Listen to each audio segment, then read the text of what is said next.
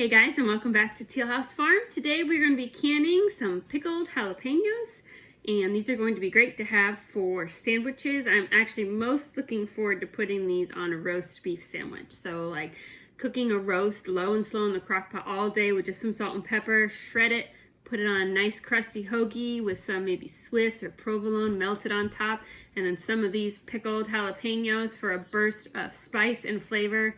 Going to be so good. I'm excited about this. So we went out to the garden and we kind of unloaded all the pepper plants. So what I have here is a lot of jalapenos. Some of them have gone red, which is totally fine. They're still nice and firm. I also have a couple yellow peppers, and I'm just going to go ahead and mix these in with the jalapenos just to kind of use them up. And if you don't want to mix in other kinds, you just want straight green jalapenos, it's totally fine. It's not going to change the recipe. I'm just showing you can mix and match a bit. It's going to help even out or level out the spice a little bit because you're putting some sweet peppers in. And it's also just going to use up everything that was in my garden that I just want to go ahead and use and get put up so that we can move on to the next project. Also, to make this, we are going to need just a little bit of sugar. You need some pickling salt. Don't skip this. Don't just use regular iodized salt. You want to use a canning and a pickling salt, or at least a non-iodized like sea salt. Don't just use your iodized Morton salt for canning. It's going to cause you some issues, plus it's going to make it look really cloudy. Your final product, I mean, we're going to need some distilled vinegar. You want to make sure your vinegar is 5% acidity. There are multiple acidity vinegars sold at the store. 3 to 4% is for making salad dressings. 5% is for canning. And then there's higher percent, I think it's 10%, and that's for cleaning. So just double check your labels. It takes a second to read. The majority of vinegars sold in the food aisle are for canning. They are the 5% acidity, but they do sell salad dressing vinegars as well right next to them, and they look almost exactly the same, and those will be lower in the acidity. Those are not safe for home pickling, home canning, so just check. Read it and check. And we're going to also need a little bit of garlic. And we're going to need some filtered water. You could also use distilled water. We want to make sure we filtered out the impurities, or if you have really hard water, it's got a lot of calcium or something in it. It'll give us a nicer looking final product. We're going to use the water straight out of our Berkey filter, which is nice and filtered and has a lot of the harder elements filtered out of it. So we'll get a nice clear final product. Because these are pickled peppers, they can be safely water bath canned. So we'll just need our water bath canner today, no pressure canner. I do also can jalapenos and sweet peppers in water to be used for stir fries or for like egg casseroles or Mexican dishes that need spicy peppers. And those must be pressure canned. I will link that video below if you're interested in canning just some straight up plain peppers to be used in your recipes. Those are really nifty to have on the shelf too. But pickled peppers can be done in the water bath canner, and they're done pretty quickly. We're going to do half pints. It's going to be 10 minutes processing time, so this is a pretty fast recipe. The first thing we need to do is go ahead and get our peppers all cleaned up, and then we need to go ahead and get our jars ready to go and our canner ready. Okay, first things first, let's get our canner out and get it up on the stove. We're going to use this water bath canner. If you don't have a water bath canner, I'll link this one below. It's a real great way to get into canning. It's cheaper than pressure canning. This one I think costs me $60. We're going to go ahead and fill it with water and warm that water up to a simmer. Put our jars in there and let them simmer 10 minutes to be sterilized. Next we're going to wash our peppers.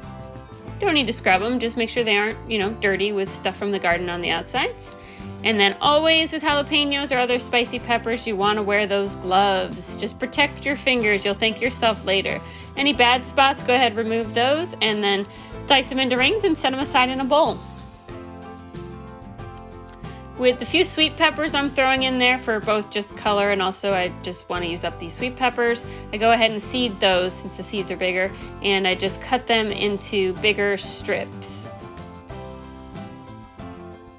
We get out our 2.5 gallon stainless steel pot here. We're going to make the brine. So we need 6 cups of the 5% white vinegar, 2 cups of our filtered water, a 1/4 cup of canning salt, and a 1/4 cup of sugar. Now you can get really creative and add lots of spices and stuff. We're going to add garlic in just a minute, but we're gonna just do a simple brine. So we're gonna set that to boil and get our lids ready. We're using some regular old disposable lids and some of these reusable Tattler lids. That's what they look like if you've never seen them before.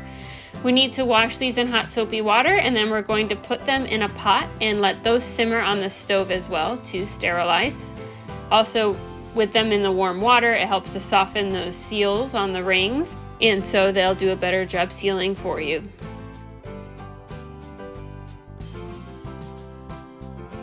All right, our brine has come to a boil. We'll give it a little bit of a stir. We are going to turn the heat off and then add something like 3 cloves of garlic. It doesn't have to be an exact measurement. We want that minced. And then we're also gonna add all of our diced up peppers right in there. Again, the heat is off. The brine is just very hot, and we're just gonna let them sit in there about a minute, not super long. Let's go ahead and get our jars out. They've been sterilized, so they are ready. And let's fill them. First, we do the peppers, and then we're gonna go ahead and top off with our brine. We're gonna need a 1/2 inch headspace for this. I always fill up a little bit extra with the vegetable because I know once I add the hot brine in, a lot of times they kind of settle down.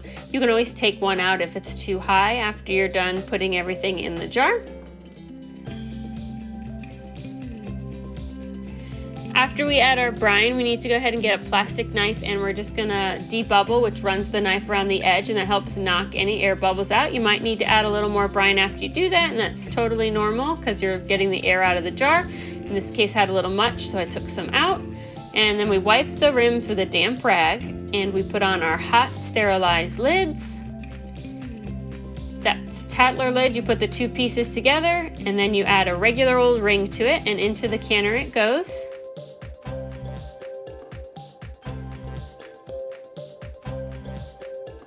Then you lower your jars in the canner. They need 2 inches of hot water above them, and then we're gonna set the water to start boiling. Once we hit a nice rolling boil, we're gonna start our timer. It's just 10 minutes. This is a pickled recipe, so it does not need a long time. After 10 minutes is up, we let it sit for 5 minutes, and then we can go ahead and remove our rack and remove our jars. You do not want to remove your rings from your jars for 24 hours, but then you can remove the rings and they are ready for storage. Thanks so much for watching, and we'll see you guys next time.